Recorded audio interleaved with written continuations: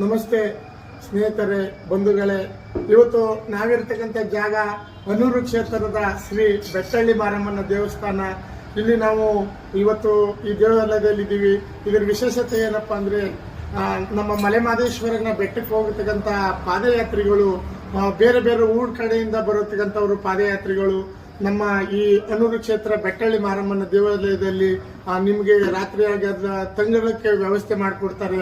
ಇಲ್ಲಿರೋದಕ್ಕೆ ಹಿಂದಗಡೆ ನೋಡಿ, ದೇವಾಲಯ ಪ್ರಾಂಗಣ ದೊಡ್ಡದಾಗಿದೆ ಮತ್ತು ಈ ದೇವಾಲಯದ ಹಿಂಭಾಗದಲ್ಲಿ ನಿಮಗೆ ಛತ್ರ ಇದೆ, ಅಂದ್ರೆ ನೀವು ಉಳ್ಕೊಳ್ಳೋದಕ್ಕೆ ವ್ಯವಸ್ಥೆ ಮಾಡಿಕೊಡ್ತಾರೆ. ಮತ್ತು ವಿಶೇಷತೆ ಏನು ಅಂತಂದ್ರೆ, ಮಂಗಳವಾರ, ಪ್ರತಿ ಮಂಗಳವಾರ ಇಲ್ಲಿ ಅನ್ನದಾನ ನಡೆಯುತ್ತೆ. ಮಧ್ಯಾಹ್ನ 12 ಗಂಟೆಯಿಂದ 3 ರಿಂದ 4 ಗಂಟೆವರೆಗೂ ಅನ್ನದಾನ ನಡೀತದೆ.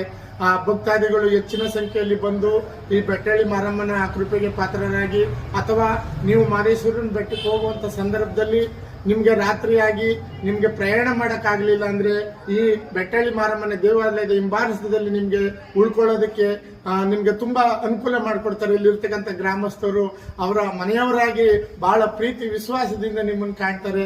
ನೋಡ್ರಿ, ಇವತ್ತು ನಾವು ಮಲೆಮಹದೇಶ್ವರನ ಬೆಟ್ಟಕ್ಕೆ ಹೊರಟಿದ್ವಿ.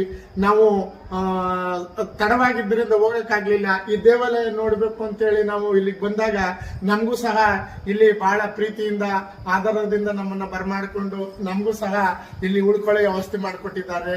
ನೀವು ಇದರ ಸದುಪಯೋಗ ಪಡ್ಕೊಳ್ಳಿ.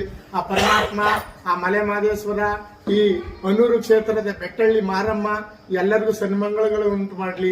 ಬಹಳ ಶಕ್ತಿಯುತವಾದಂತ ದೇವತೆ. ಈ ಸುತ್ತ ಹಳ್ಳಿಗಳಿಗೆಲ್ಲ ನಮ್ಮ ಈ ಬೆಟ್ಟಳ್ಳಿ ಮಾರಮ್ಮನ ದೇವಸ್ಥಾನ ಅಂತಂದ್ರೆ ಬಹಳ ಹೆಸರುವಾಸಿಗೆ. ನೀವು ನೋಡಿರ್ತೀರ, ಈ ವಿಶೇಷವಾಗಿ ನಮ್ಮ ಮಾಧ್ಯಮಗಳಲ್ಲೆಲ್ಲ ತೋರಿಸಿರ್ತಾರೆ. ಹಂಗಾಗಿ ಈ ಕ್ಷೇತ್ರಕ್ಕೆ ಬನ್ನಿ, ಭೇಟಿ ಕೊಡಿ, ತಾಯಿ ಕೃಪೆಗೆ ಪಾತ್ರರಾಗಿ, ತಾಯಿ ಆಶೀರ್ವಾದ ಪಡೆಯಿರಿ. ಎಲ್ಲರೂ ಚೆನ್ನಾಗಿರಿ, ಎಲ್ಲರಿಗೂ ಒಳ್ಳೇದಾಗಿ.